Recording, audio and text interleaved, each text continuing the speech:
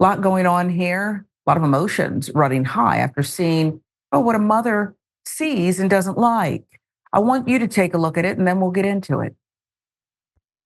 This morning, a new inside look at the raid last month on hip-hop mogul Sean Diddy Combs, who's now the subject of a federal human trafficking investigation.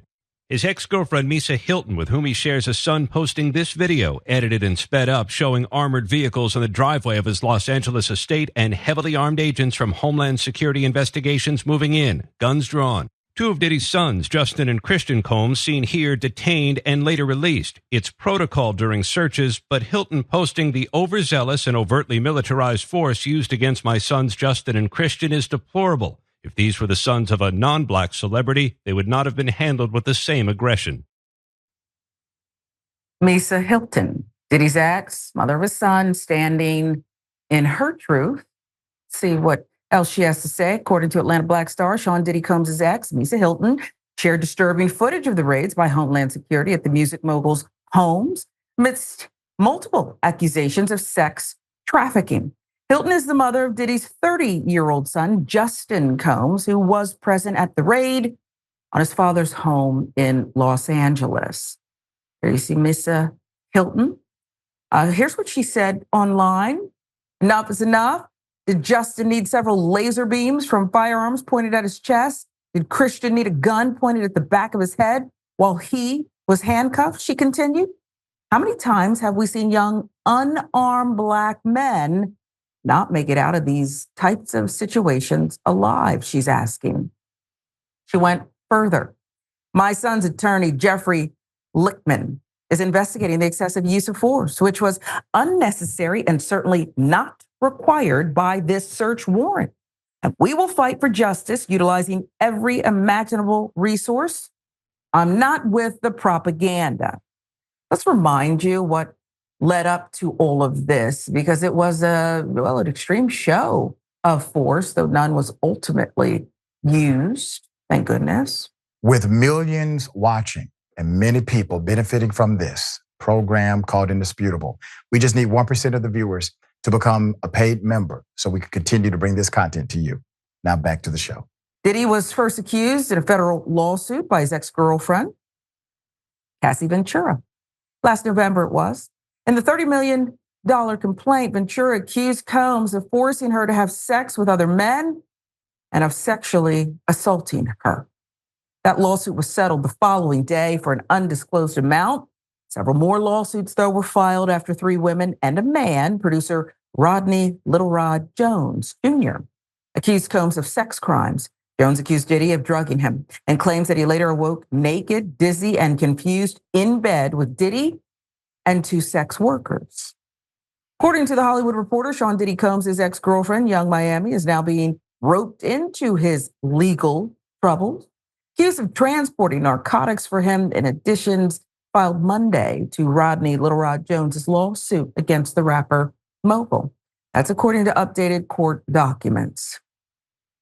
Now, Karesha Ramika Brownlee, age 30, is accused of transporting the drug referred to as pink cocaine for Combs in April. According to details added to the $30 million lawsuit, Rodney Jones Jr., the music producer, also known as Little Rod, filed against Combs in February. And 25 pages added to Jones's filing on Monday and obtained by The Hollywood Reporter. The suit claims the 54-year-old was partial toward the so-called pink cocaine, or 2C-B or 2G. I don't know if I'm saying it right, okay? I've never been drunk. I don't know. But this is apparently part of this allegation. It's what's in the suit. There's more. Other allegations against Young Miami. Young Miami has responded that she was a sex worker for Sean Diddy Combs. The city girl was recently named in one of several lawsuits filed against the rap mogul. On Thursday, March 28th, the Florida native denied being paid a monthly fee to provide sexual favors for Combs and others at his behest, a claim that was made by that producer, Little Rod, who has accused Combs of coercing him into having sex with himself and others. That's via Vibe. Young Miami says, I'm no sex worker. Seemingly responding to users on X that believe the allegations made against her were true, Young Miami took to the social media platform to express her disbelief. Y'all be going for anything. Koresha, please host, clap back at a post with one user suggesting that the artist would do anything for $250,000. According to Jones's lawsuit, however, Young Miami would deem the accusations as hearsay and the product of a rumor that originated online. Quote, something the internet made up and y'all ran with it, 30-year-old responded. And don't even pay that for child support. Why the would it and ever pay me $250K for what? Okay. Young Miami has also provided proof that conflicts with Jones's claims that she transported pink cocaine. The claim stated that she transported the drugs from Miami to Virginia at Diddy's request prior to his appearance at the Something in the Water Music Festival in Virginia in 2023. On that date, though, well, a video might prove key in this allegation, at least key, perhaps in proving it's not true. Video shows her in New York being measured and fitted for the custom dress she wore at the 2023 Met Gala, which she and Combs attended together. This is getting messier by the day. Let's start with Misa Hylton, who didn't appreciate seeing her son cuffed and under threat of fire from federal agents.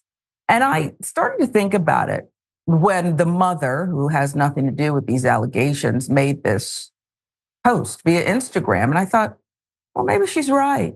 We know, Yasmin, that when the feds move in this way, with this triple coordinated raid, 3 different cities, bam, they're there. One, I think Miami, they came by boat. They do want to show force, send a message. Was this too much? I guess it's hard to say. This story has been such a long time coming, right? We've heard whispers of what's been going on with Diddy for years, decades, even maybe. And this is the first time, really, that we're seeing anything come from those whispers and rumors. And as you mentioned, all those whispers and rumors were very graphic to begin with.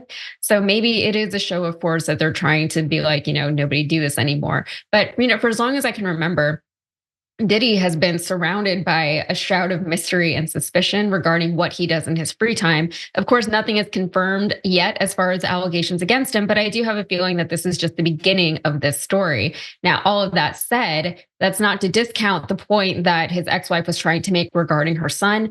Unfortunately, it doesn't feel like she's bringing up this point about police brutality against a Black man with the best of intentions, because it seems like she's just trying to steer the conversation in a different direction away from Diddy himself, which feels, I don't know, like strangely opportunistic. I don't know if that's the right word, but she also discounted a lot of the allegations against Diddy as conspiratorial. Maybe she believes that, but I guess we'll find out. Yeah, and there's some speculating that perhaps Misa Hylton, who, I guess they had some child support issues in the past, but they were always settled and they seem to be a cohesive, have been 30 years old. The son now is a co-parenting unit. And there's some speculating that perhaps Diddy said, you got to do this, you got to do that, say this, say that. And perhaps she is. He supported a lot of people over the years. Or she could just be an angry, angry woman here. The piling on by Mr. Jones, Little Rod. Could this be the final piece of the puzzle? Because you're right.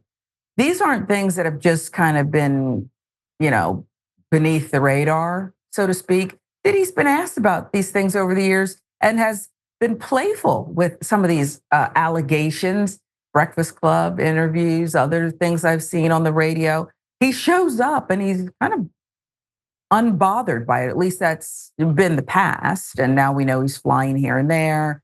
He's showing up at juice bars and the like in, Miami, and kind of just palling around with his friend Stevie J, another figure from the hip hop world. Do you think this time could really be it? Because again, now you have the feds involved in a big way. They're spending money here, lots of it. Yeah, up until now, there was always this feeling that Diddy was so big, he was so massive in the music world that he was kind of untouchable. But what's happening now is we're seeing that he is touchable and we can get him in a lot of ways. And yeah, now that the feds are involved, which they really weren't before, I think we're going to see this story really start to pick up a lot of speed very quickly, especially over the next few months, probably. And I think that a lot of the pieces that have been trying to be put together for years up to this point are going to start to kind of take shape and form and make a lot of sense in the grand scheme of things. And that's kind of scary to think about. It's kind of scary because there's so many different allegations, there's so many different avenues, there's some headlines that I've seen already just in the last week that are very disturbing. But it all kind of doesn't make sense on its own yet. So it's a little scary to think about how it all comes together, if it all comes together. Yeah, let's say this. It's not going to be her last time covering it, talking about it, speculating. I mean, we speculate with what we have, and we have a lot. Speculation. Yeah. Right. That has been presented here. Yet to hear the children speak in a meaningful way. Children, again, they're adults, but Diddy has minor children as well. And can he survive this?